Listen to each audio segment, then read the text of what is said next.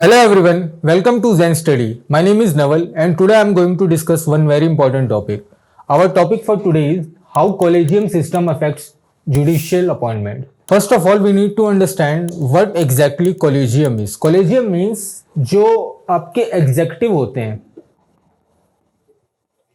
यानी group of ministers और president वो जुडिशियल अपॉइंटमेंट को प्रभावित ना करें यानी उसको इन्फ्लुएंस ना करें, इसलिए कॉलेजियम सिस्टम बनाए कि जो जुडिशियल पीपल हैं, जो उनके मेंबर्स हैं, वही अपॉइंट करें अपने इनकमिंग मेंबर्स को.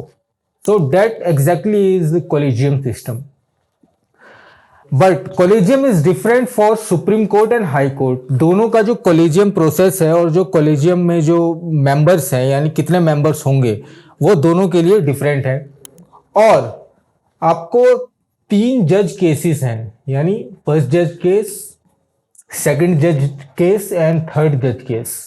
ये आपको रिमेंबर कर लेना है. जब मैं अपनी पॉलिटिक्स या पॉलिटिकल साइंस की क्लास लूंगा तो उसमें आपको और डिटेल में इसके बारे में एक्सप्लेन करूंगा. अभी मैं ब्रीफ में आपको बता देता हूं कि इन 3 जुडिशियल इंटरप्रिटेशन से कॉलेजियम सिस्टम गवर्न होता है.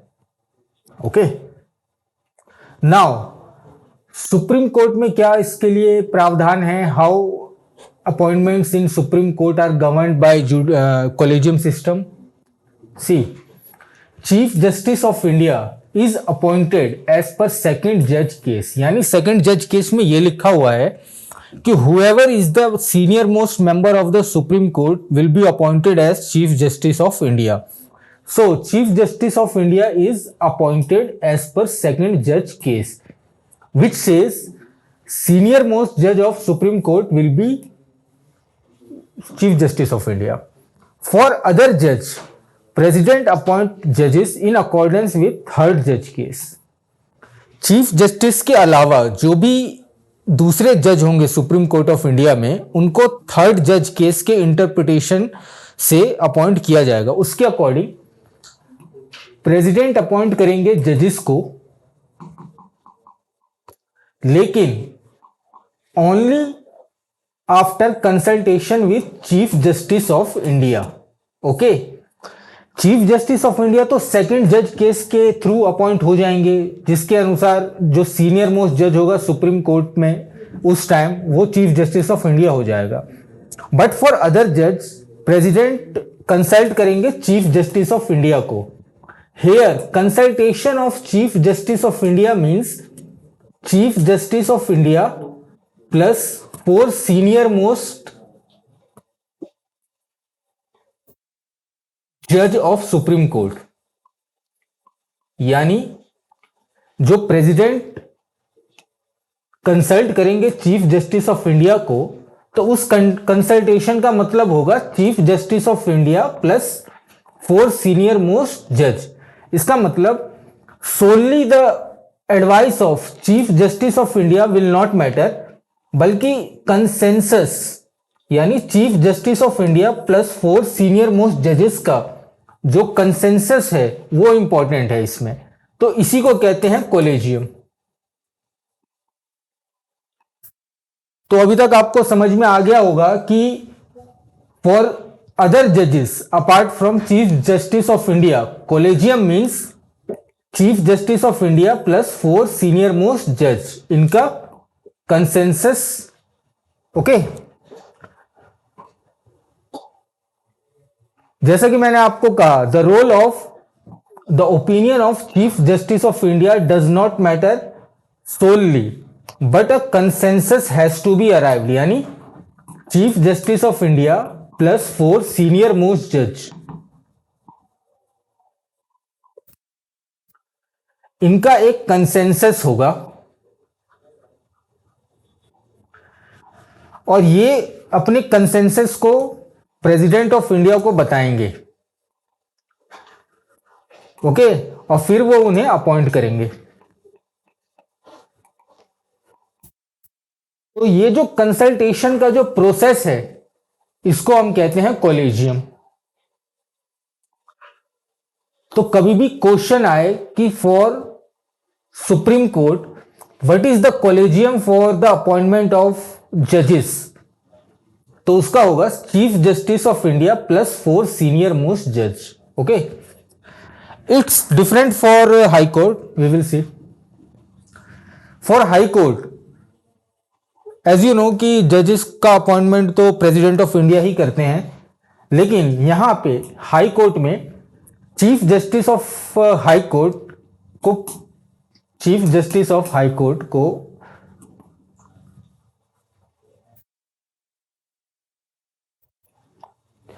प्रेसिडेंट अपॉइंट करेंगे, लेकिन उसके लिए वो कंसल्ट करेंगे chief justice of India plus governor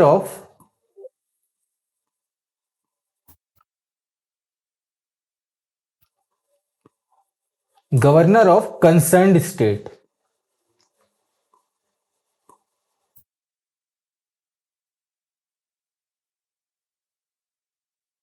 इसका मतलब क्या? यानी अगर चीफ जस्टिस ऑफ यूपी के हाई कोर्ट के लिए अगर चीफ जस्टिस को अपॉइंट करना हो तो प्रेसिडेंट किससे कंसल्ट करेंगे? चीफ जस्टिस ऑफ इंडिया और जो उत्तर प्रदेश के जो गवर्नर हैं उनसे कंसल्ट करेंगे. यहां आप ध्यान दीजिए कि चीफ जस्टिस ऑफ इंडिया का मतलब यहां पे होगा chief justice of India plus 2 senior most जजेस. ओके,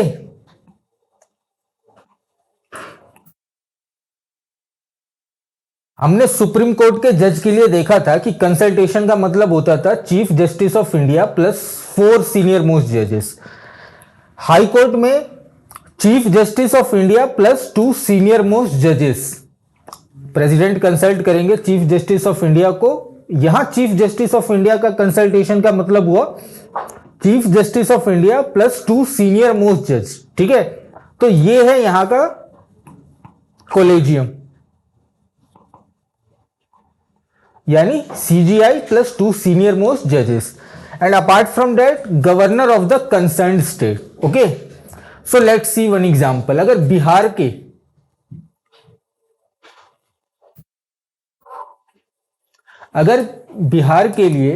के हाई कोर्ट के लिए चीफ जस्टिस को सेलेक्ट करना है तो प्रेसिडेंट ऑफ इंडिया कंसल्ट करेंगे चीफ जस्टिस ऑफ इंडिया को प्लस बिहार के गवर्नर को. यहां चीफ जस्टिस ऑफ इंडिया खुद से कोई डिसीजन नहीं लेंगे, बल्कि वो कंसल्ट करेंगे 2 और जज के साथ, 2 और सीनियर मोस्ट जज के साथ. ठीक है, तो ये है यहां का प्रोसीजर फॉर हाई कोर्ट जज.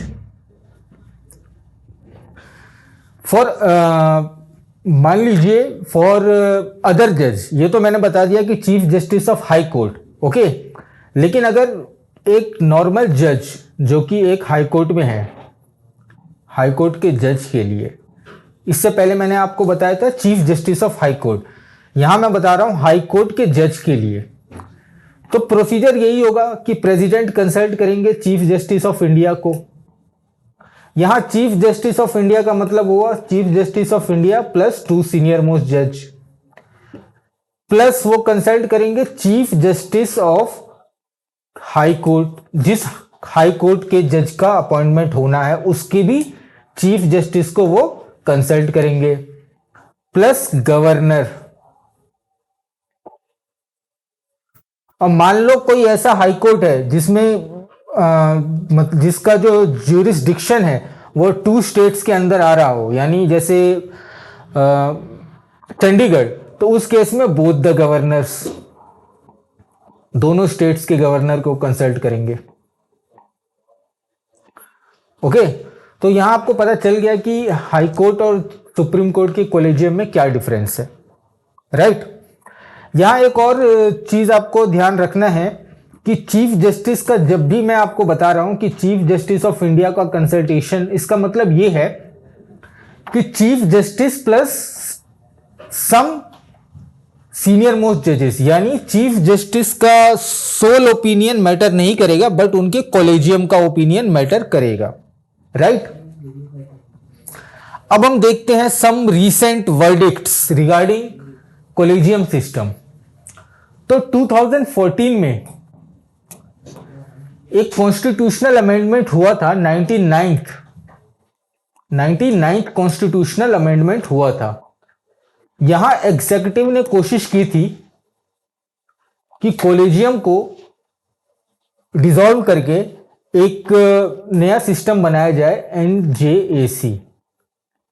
ओके, ये एक ऑर्गेनाइजेशन बनाया जाए जिससे हम जुडिशियल का अपॉइंटमेंट करें।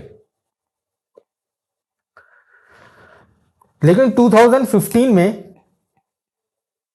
सुप्रीम कोर्ट ने इसको अनकॉन्स्टिट्यूशनल करार दिया। इसको बोला कि ये बेसिक स्ट्रक्चर को वायलेट कर रहा है और ये जुडिशियल के फ्रीडम को, ओके, एंड इंडिपेंडेंस को हैम्पर करेगा, इसलिए इसको नल एंड वॉइड बता दिया गया।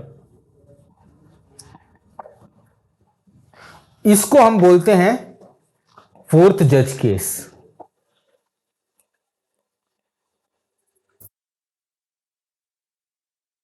ओके, सो जैसा कि मैंने आपको बताया, फर्स्ट 3 जज cases and one more fourth जज केस। ये जब हम अपनी क्लास लेंगे तो इसके बारे में मैं आपको डिटेल में और एक्सप्लेन करूंगा। यहां बस मैंने आपको ब्रीफ में बता दिया है। ओके, लेकिन आपके मन में ये क्वेश्चन उठ रहा होगा कि कॉलेजियम क्यों इतना इंपॉर्टेंट है। सी, अगर एग्जीक्यूटिव मेंबर्स ही अपॉइंट करने लगे तो जुडिशियल इंडिपेंडेंस का क्या होगा? फिर तो वो अपने जो उनके फेवरेट्स हैं उनको अपॉइंटमेंट प्रोवाइड करेंगे और फिर इससे जो जस्टिस है वो भी हैम्पर होगा। Okay, so I think you must have understood the crux behind this issue. Thank you so much.